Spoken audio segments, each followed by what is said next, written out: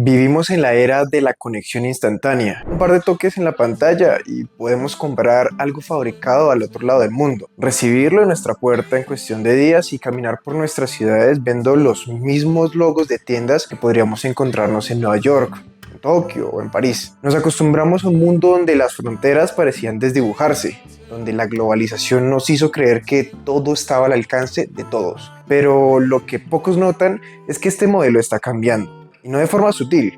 La globalización, tal como la conocemos, se está desacelerando y algunos creen que podrían estar llegando a su fin. Quédate hasta el final del video, pues hoy hablaremos del comercio internacional, de cómo la teoría clásica que nos decía que los países debían especializarse en lo que mejor saben hacer para luego comerciar con el resto del mundo, y de por qué este concepto que parecía incuestionable podría estarse desmoronando.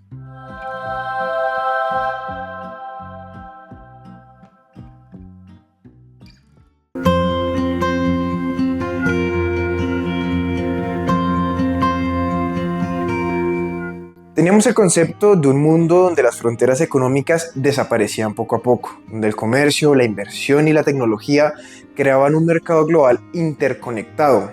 Palabras más, palabras menos, la tendencia era fabricar en China, ensamblar en México y vender en Estados Unidos. Así se ha llevado el comercio internacional, o al menos gran parte del mismo. Los tratados de libre comercio y la interdependencia económica han hecho que todo pareciera avanzar en una misma dirección. Como lo define el economista Joseph Stiglitz, la globalización es la integración más estrecha de los países y pueblos del mundo, provocada por la reducción de los costos de transporte y la comunicación, y por la eliminación de barreras artificiales al flujo de bienes, servicios, capital, conocimiento y, en menor medida, personas a través de las fronteras. Pero la globalización no solo transformó la economía, también moldeó nuestras sociedades. Como explica el sociólogo Anthony Giddens, la globalización puede definirse como la intensificación de las relaciones sociales a nivel mundial que vinculan localidades distantes de tal manera que los acontecimientos locales son configurados por hechos ocurridos a muchos kilómetros de distancia y viceversa. No se trataba solo de comerciar con el mundo, sino de compartir cultura, política e ideas, en un ecosistema donde lo que ocurre en un extremo del planeta podría redefinir la vida en otro.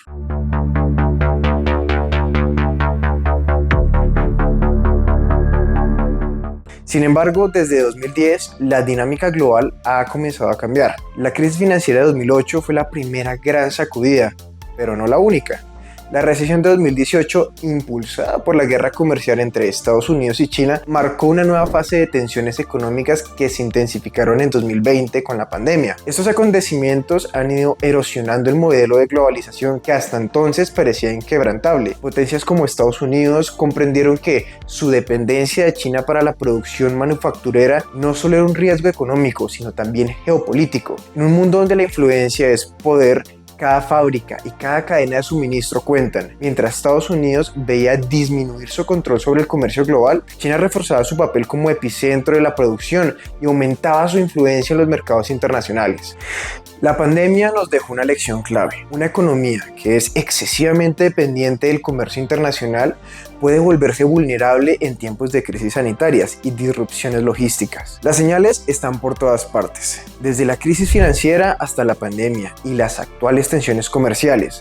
Las reglas del juego han cambiado. Las cadenas de valor mundiales, esas redes de producción que permitían fabricar productos en múltiples países para reducir costos, han demostrado su fragilidad. Escasez de chips, contenedores varados, precios de bienes disparados porque una producción dependía de una fábrica al otro lado del mundo. Todo esto dejó en evidencia que la globalización no solo tenía ventajas, sino también riesgos. Para muchas empresas, esta vulnerabilidad se convirtió en un problema real. En lugar de depender de fábricas a miles de kilómetros, muchos han optado por acercar su producción a casa, en lo que se conoce como nearshoring. México, por ejemplo, ha experimentado un auge en inversiones de empresas que antes manufacturaban en Asia, pero que ahora buscan la cercanía con el mercado estadounidense.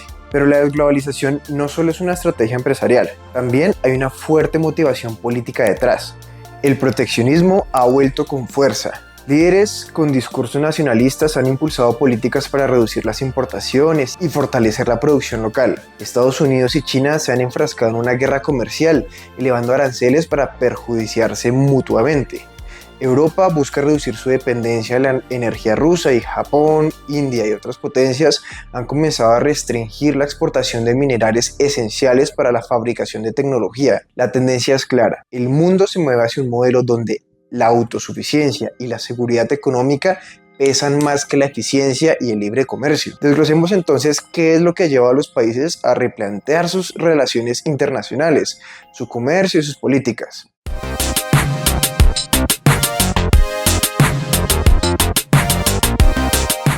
Ahorita te decía que estas medidas empezaron en 2010, pero la razón de todo esto realmente está en la crisis del 2008. Todo comenzó con una política de préstamos hipotecarios de Estados Unidos, dirigida a personas con baja capacidad de pago, los famosos créditos subprime.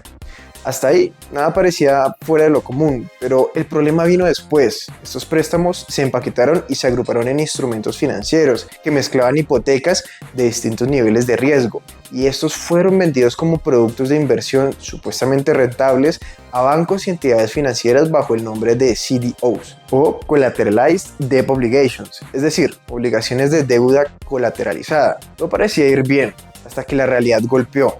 La capacidad de impago de muchas de estas personas era un hecho, y cuando los mercados se dieron cuenta, el miedo se convirtió en pánico. Lo que siguió fue un colapso financiero que no solo se llevó por delante a bancos o inversores, sino que arrasó consigo a toda la economía global. Esta crisis en 2008 fue un punto de inflexión que puso en evidencia muchas debilidades del modelo globalizado.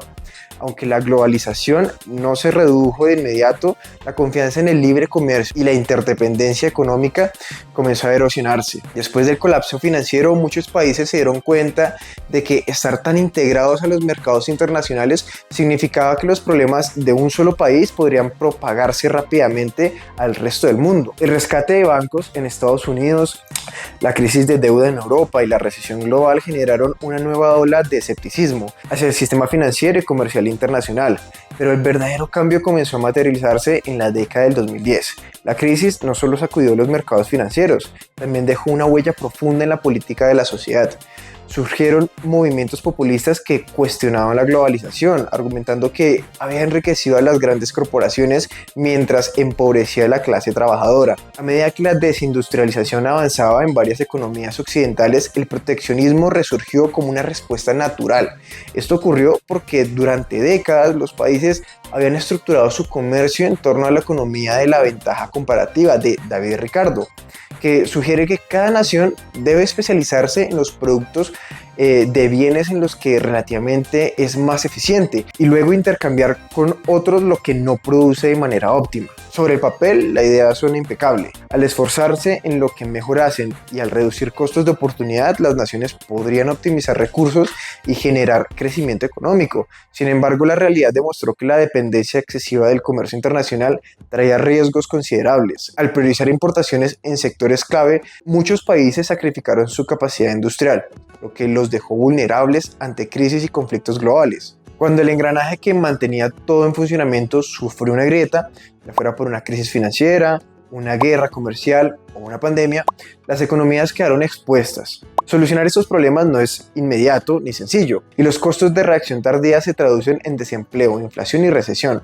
Así, lo que en teoría parecía un modelo de eficiencia terminó mostrando su talón de Aquiles, una fragilidad estructural que, una vez evidenciada, puso en jaque la globalización, tal como la conocíamos. Te mencioné la pandemia porque después de la recesión de 2018, el COVID-19 en 2020 fue el siguiente golpe que aceleró la desglobalización. Las cuarentenas, restricciones sanitarias y medidas de contingencia paralizaron fábricas, colapsaron el transporte y rompieron las cadenas de suministro. De un momento a otro, la producción de bienes esenciales se desplomó, los costos de transporte se dispararon y la escasez de insumos clave puso en jaque a múltiples industrias. Pero lo más revelador fue la extrema dependencia de pocos proveedores estratégicos, especialmente en Asia, lo que dejó en evidencia lo frágil que era el modelo de globalización. Esto obligó a muchos países a replantearse su estructura comercial y a priorizar la autosuficiencia en sectores críticos, porque cuando el mundo se detuvo, cada nación entendió lo caro que era depender de un engranaje global que podía romperse en cualquier momento. Otro de los factores clave que ha impulsado la desglobalización es la creciente rivalidad geopolítica entre China y Estados Unidos. Esta disputa no solo afecta a ambas potencias, sino que también está redefiniendo el comercio global, la seguridad económica y el equilibrio del poder internacional. China pasó en cuestión de pocas décadas de ser una economía cerrada y marginal a convertirse en un actor fundamental en el comercio mundial, desafiando la hegemonía económica de Estados Unidos y generando tensiones que han escalado con el tiempo.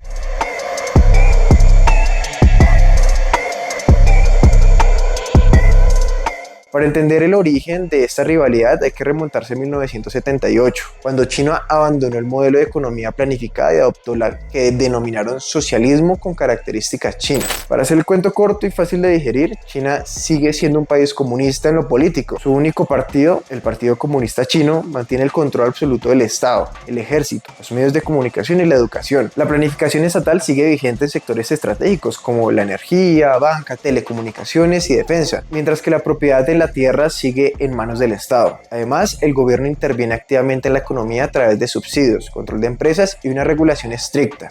Un ejemplo reciente de esto fue la caída de Evergrande, una de las mayores empresas inmobiliarias de China, que fue dejada a su suerte por incumplir las regulaciones impuestas por el gobierno. Pero al mismo tiempo, China ha adoptado muchas características del capitalismo. Existen mercados libres en múltiples sectores, la acumulación de riqueza individual es posible y su población opera dentro de la cultura del mercado, donde comprar, invertir y ahorrar se ha convertido en parte esencial del día a día. En la práctica, China ha desarrollado un modelo híbrido en el cual el Estado mantiene un férreo control sobre los sectores clave mientras permite que el mercado y la competencia impulsen el crecimiento en otras áreas.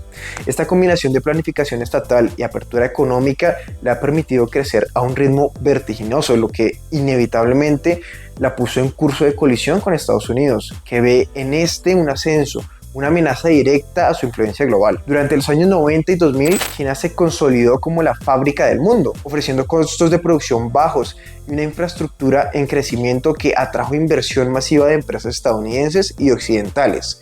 Su ingreso a la Organización Mundial de Comercio en 2001 aceleró aún más su integración en la economía global, fortaleciendo sus lazos comerciales con Estados Unidos.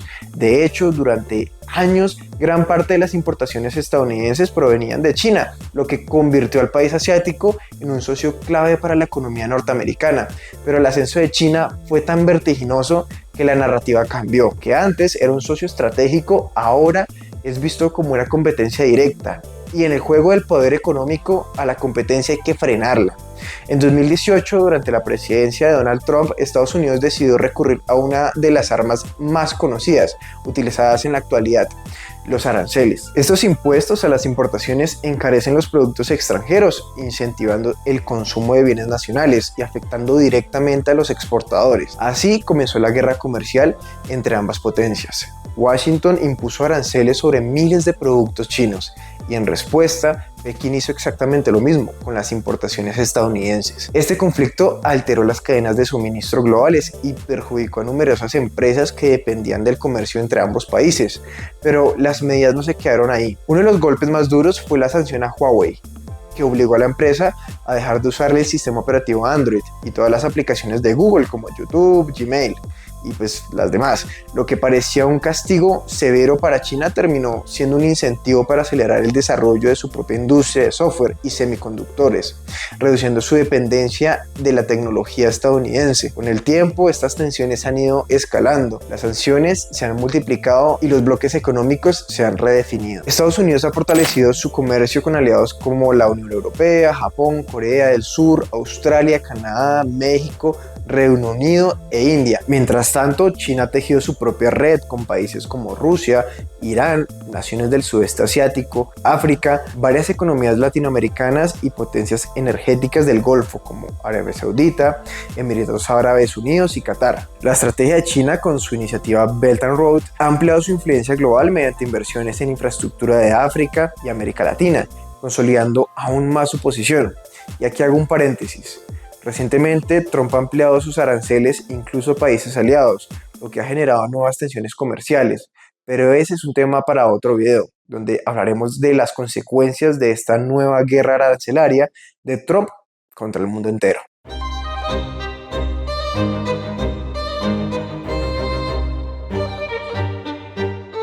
Sin embargo, esta fragmentación en el comercio y las relaciones internacionales no es un simple reajuste, sino que trae consigo consecuencias profundas. Las tensiones geopolíticas han reconfigurado los patrones tradicionales de inversión, obligando a las empresas a priorizar mercados con alineaciones políticas afines, lo que ha limitado las oportunidades de diversificación estratégica y ha profundizado la fragmentación del comercio internacional. Sectores clave como tecnología, energía y manufactura han sido los más impactados, ya que los gobiernos buscan mayor control sobre estas áreas estratégicas. La siguiente gráfica ilustra cómo la geopolítica ha influido en la inversión extranjera directa en los últimos años. La inversión entre países con relaciones políticas distantes cayó drásticamente, del 23% en 2013 al 13% en 2022. Pero esto no es todo. La inversión extranjera directa no ha crecido al mismo ritmo que el comercio y el PIB desde el 2010, lo que sugiere un menor entusiasmo por la expansión global. La relocalización de fábricas y la preferencia por la producción nacional ha modificado radicalmente las dinámicas de inversión en el extranjero. Con el aumento de aranceles y restricciones comerciales, las empresas ven cada vez más riesgoso invertir en mercados extranjeros, especialmente en un mundo donde las tensiones geopolíticas se intensifican y las guerras como la de Rusia y Ucrania marcan la agenda internacional. Para los países en desarrollo, esto es un golpe devastador. Muchas economías emergentes dependen en gran medida de la inversión extranjera directa para impulsar el empleo y la infraestructura. La reducción de estos flujos económicos los hace aún más vulnerables, limitando sus oportunidades de crecimiento y perpetuando la brecha entre naciones industrializadas y economías en desarrollo. Ahora, esta tendencia de preferencia por la desglobalización no significa que el comercio entre países vaya a desaparecer, ni que necesariamente se reduzca. Más bien, lo que estamos viendo es una reconfiguración de las dinámicas comerciales, con nuevas estrategias y oportunidades emergiendo como respuesta a las tensiones geopolíticas entre Estados Unidos y China. En este contexto, han cobrado relevancia estrategias como la iniciativa China +1, el nearshoring y otras formas de relocalización de la producción. Te hablaré ahora de cómo estas tendencias están transformando el comercio global, qué implicaciones tienen para las empresas y los países y cómo pueden representar tantos desafíos como oportunidades en este nuevo orden económico. Sucede que muchas empresas han adoptado un enfoque denominado China +1, una estrategia que busca diversificar la producción en lugar de depender exclusivamente de China. En esencia, las compañías establecen operaciones en otros países sin abandonar por completo al gigante asiático, logrando así un equilibrio entre costos, estabilidad y acceso a mercados estratégicos. Bajo este panorama emergen actores clave como India, México, Brasil, Vietnam, Indonesia y Tailandia, que han sabido aprovechar esta redistribución en la manufactura. Veamos el siguiente gráfico donde nos muestra cómo en particular México se ha convertido en un destino sumamente atractivo para la manufactura, gracias a su competitividad en costos laborales. De hecho, para 2020, China y México presentaban un salario por unidad de valor añadido casi idéntico. Este indicador es clave porque mide cuánto se paga en salarios por cada dólar de producción generada en la industria. Es decir, qué porcentaje de valor agregado se destina al pago de los trabajadores. En términos simples, el valor añadido es la diferencia entre el valor total de la producción y el costo de los insumos y materias primas utilizadas. México es especialmente atractivo para Estados Unidos por dos razones fundamentales: el costo de la mano de obra y su proximidad geográfica. Esto le ha permitido al país norteamericano trasladar una parte significativa de su producción a México, reduciendo costos y mejorando la eficiencia logística. Sin embargo, si bien México tiene ventajas competitivas en manufactura, el siguiente gráfico muestra que en términos de infraestructura y capacidad logística aún no alcanza a China, lo que representa un desafío para su consolidación como el gran centro manufacturero de la región. Mientras tanto, otros países como Vietnam y Turquía han entrado con fuerza en este juego donde la geopolítica y el comercio se entrelazan. Su cercanía con mercados claves como el Reino Unido y la Unión Europea los ha convertido en opciones estratégicas para muchas empresas que buscan reducir su exposición a los riesgos de depender exclusivamente de China. A este fenómeno se le conoce como nearshoring, que básicamente significa trasladar la producción a países cercanos al mercado de consumo. Esta estrategia permite reducir costos logísticos, optimizar tiempos de entrega y minimizar los riesgos de interrupciones en la cadena de suministro, algo fundamental en un mundo donde la estabilidad comercial ya no está garantizada. Pero esto no es todo. también ha surgido el friendshoring, que es un concepto que lleva la lógica del comercio un paso más allá. No solo se trata de mover la producción a países más cercanos, sino de priorizar a aquellos que sean aliados estratégicos. Es decir, que comparten alineaciones políticas y económicas similares. De esta manera, las empresas buscan evitar sanciones, restricciones comerciales o conflictos políticos que puedan afectar su negocio. En resumen, la combinación de estos costos laborales competitivos, afinidades políticas y proximidad a grandes mercados ha provocado una relocalización y diversificación de la manufactura a nivel global. Las empresas ya no solo buscan el proveedor más barato, sino que el más seguro en términos políticos y estratégicos. Estamos viendo una redistribución del riesgo y una reconfiguración en las cadenas de producción que refleja cómo la geopolítica está transformando el comercio internacional.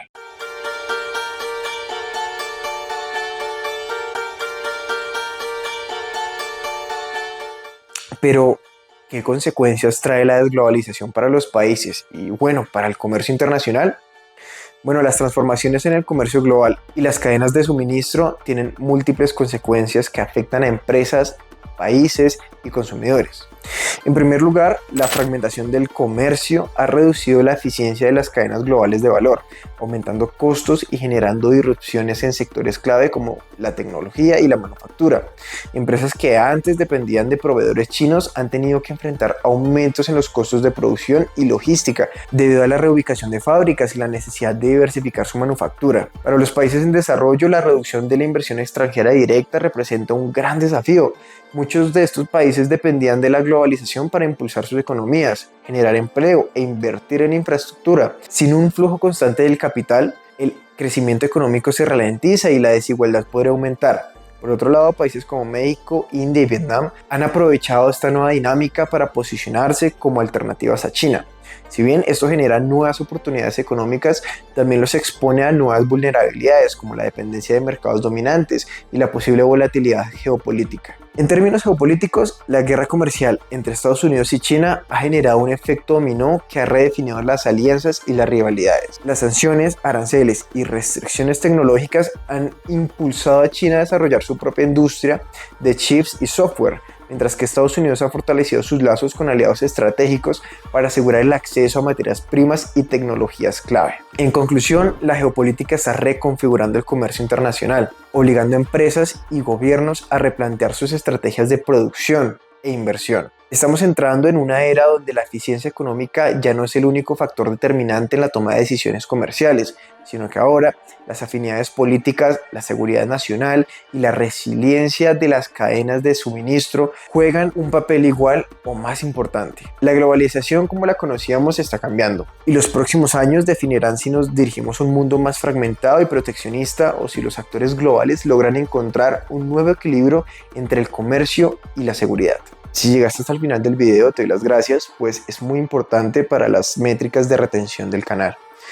Cuídate mucho y hasta pronto.